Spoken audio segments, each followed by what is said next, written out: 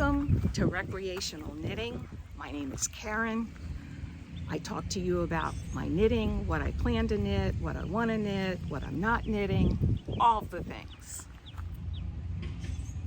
Today I'm going to talk to you about some summer knits that these are paid for patterns, each and every one of them, but they're all very lovely in their own way.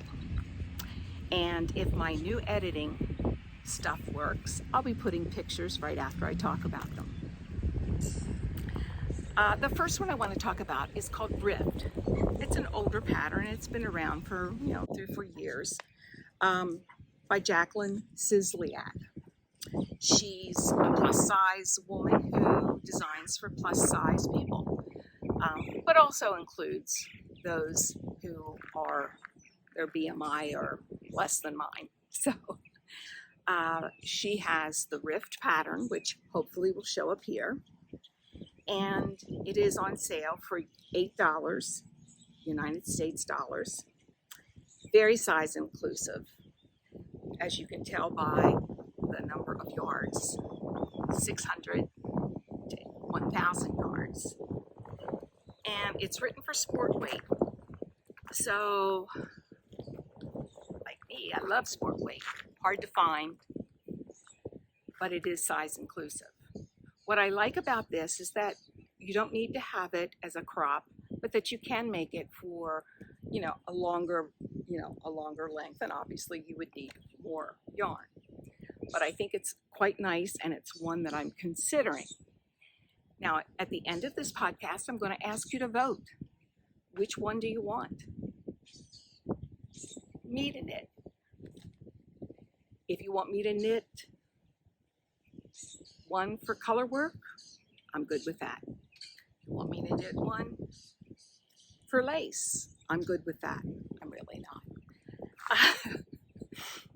But just something that you would like somebody else to knit and give you the lowdown on. Okay? Number 2 is the Salty Air Tee. Now this has about as much lace as I'm willing to go. Apparently I'm not a good counter, so yeah. And this is $8.50 United States dollars, and it's made in fingering weight. And it has 9 sizes, which makes it size inclusive. Hopefully a picture showed up there.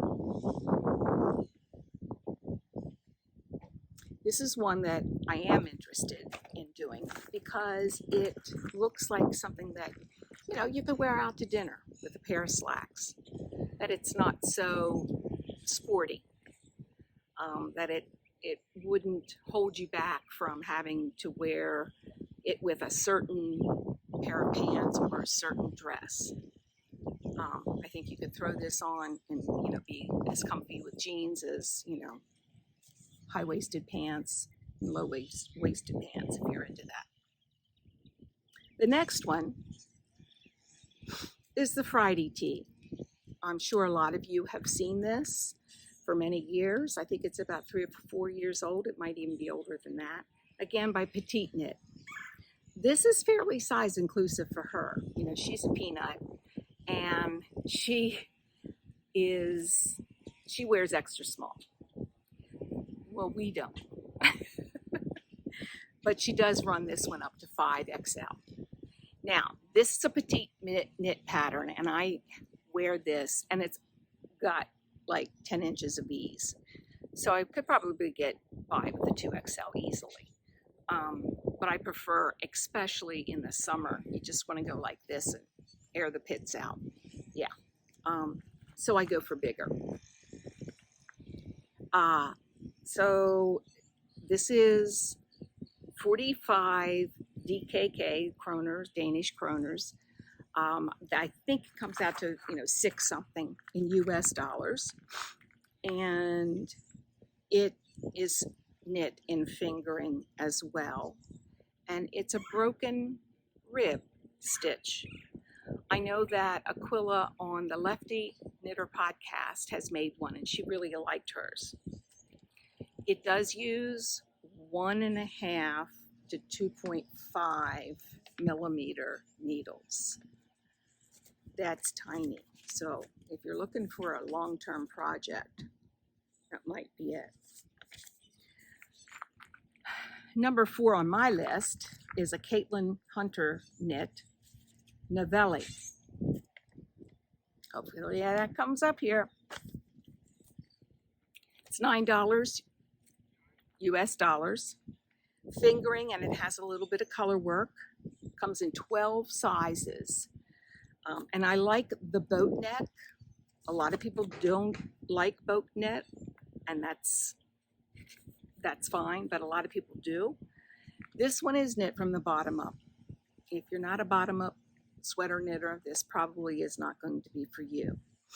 And what I don't like about bottom up, I have knit a couple sweaters bottom up, but they always seem to work out too short for my liking, and I end up not wearing them. So I really need to be conscious of making sure that I give myself enough length.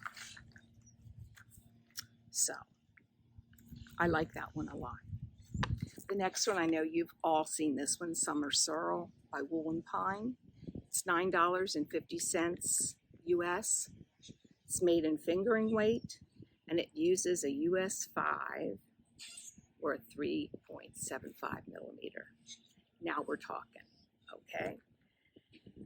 This is great for fades. So if you've got, 4 or 5 shades of pink that, not full balls, this might be a good one that you could use for that. I think it's a beautiful sweater. Yeah.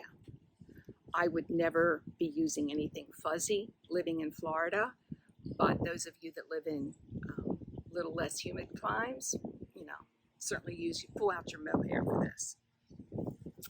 The next one, and I can't pronounce the name, but you'll bear with me.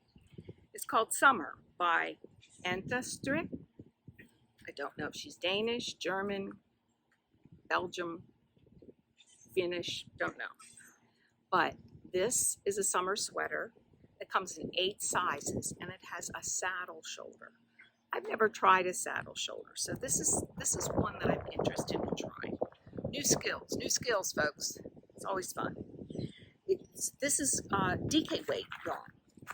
That's the one thing that keeps me back from knitting this one right away. Fingering and sport are best here in Florida, but I could be swung that direction, I think. Number 7 on my list is the Road Tripper Tee by Ozetta, and I think her name is Haley Smedley, but she now has her own company, Ozetta. I think she designed for, I'm going to lie and tell you it's Berrocco, but it might not be. Don't hold me to anything I say. I lie. It's not intentional. It's just old. This is knit in sport weight as well. $6.50 US dollars. And it also has 9 sizes going from extra small to 5X. I'm so glad that designers are making things more inclusive. We're not all size 2. And I don't know that we would want to be, but I'm so glad that more designers are really stretching out. I remember when I was in my 20s and I was trying to find a pattern, that was like an extra large to extra large. It was even hard to find those at that time. You got extra small, the bust would only go up to 38. And it's like, even if I was 38, I don't know that the pattern didn't have enough ease for my aesthetics. But yeah, I just don't, that was a long time ago, and we're now in a better place, I think, that people are accepting And people come in all sizes, all shapes. Yeah. So those are the 7 that I personally am interested in. And that was just kind of random. I have gotten these down to 3 different sweaters that I really am serious about casting on. I have yarn, I think, for all of them. I think.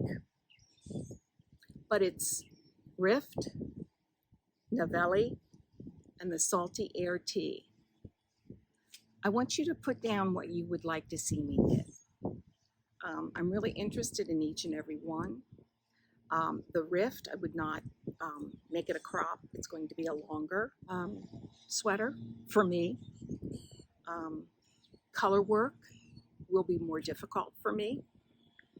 And the lace would be more difficult for me just because I obviously can't count to 3.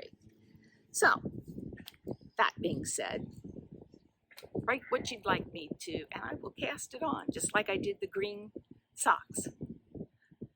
I appreciate you watching, and before I leave, I'm going to give a shout out to three podcasts that I like to watch and that give me joy, and I have them queued up right now because I'm outside more, as you can see. One of them is Sexy Nana Alice. Did I say sexy? Oh my goodness, that was a slip, Alice. Ah! It's Soxy Nana Alice. That's hysterical. Should I cut this out? Nah. It's a play on words anyway. So yeah, she is from Canada. She is a delightful person. She is so encouraging. She's a wonderful knitter, and she's a prolific knitter. She has a nice podcast, and she lives in the most frozen place on earth. I think it's Winnipeg. Yeah, it sounds very cold. Yeah, I want this. She wants that. It's great. We all don't want to live in the same place. Maybe someday I'll get up to Winnipeg, but it won't be in the winter. Another podcast that gives me joy is the Knitting Turnpike. And oh my, Gina, like brain fart right here. She does the most magnificent lacework shawls. You must stop by her.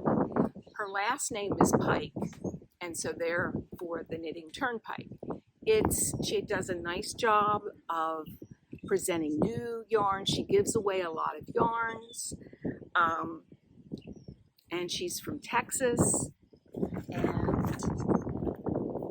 does the most beautiful lace work shawls I've ever seen. Then a third one is from the UK, and it's Ruth Loves to Knit. I don't think Ruth knows about me at all, and that's okay, but I know about her. She is originally from Ireland, but she currently lives in Great Britain. Her husband is a pastor, and she's a prolific knitter as well.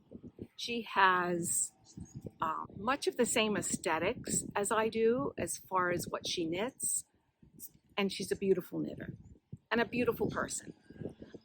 So if you're looking for some smaller podcasts, these are great ones to start with. I'll try to remember each podcast to say a few podcasts that I'm aware of.